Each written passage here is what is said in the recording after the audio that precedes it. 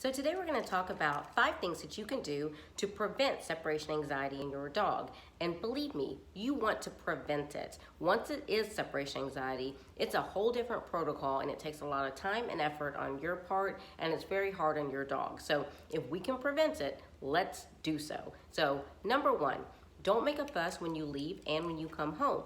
So don't make the door and your coming and your going a trigger for excitement and anxiety.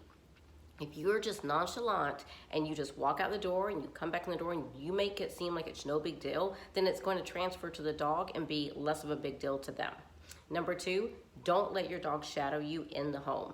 If you go into another room, close the door. If you need to build up on the seconds, then close the door, count to 5, open it. Next time, count to 10, open it, and so forth. But your dog really needs to understand that there can be a barrier in between you and him and no harm came to him. Number 3, leave daily. Even if you don't have to leave every day at some point. Even if you just go in your car and you go around the block, get your dog used to you leaving. If you only leave once or twice a week, of course that's going to become a big deal to your dog because they're not used to it. They're not practiced in seeing you leave and you not being home. So make sure that you are making an effort to leave every day at some point. Number 4, create a positive association to you leaving. So a stuffed Kong or any other treat dispensing toy is fantastic for this. So when you leave, they only get this special toy with this special treat in it. So you leaving isn't a bad thing. It's actually a good thing because they get something wonderful.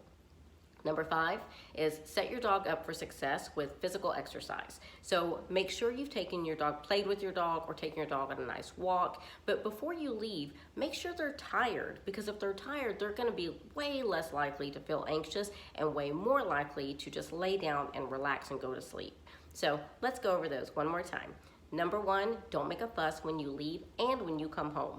Number 2, don't let your dog shadow you inside your home. Number 3, leave daily. So even if you don't have to leave at some point. Number 4, create a positive association by giving them something wonderful in your absence that they only get in your absence. And number 5, set your dog up for success through physical exercise. So when you leave, your dog is nice and tired. So I hope that helps you. I really don't want to see a dog have separation anxiety. It is so hard on them, and again, it's such a commitment from owners to have to work the dog through the separation anxiety. So if you can prevent it, certainly try to prevent it. I hope that helps you. Happy training, happy drinking, and I'll see you next time.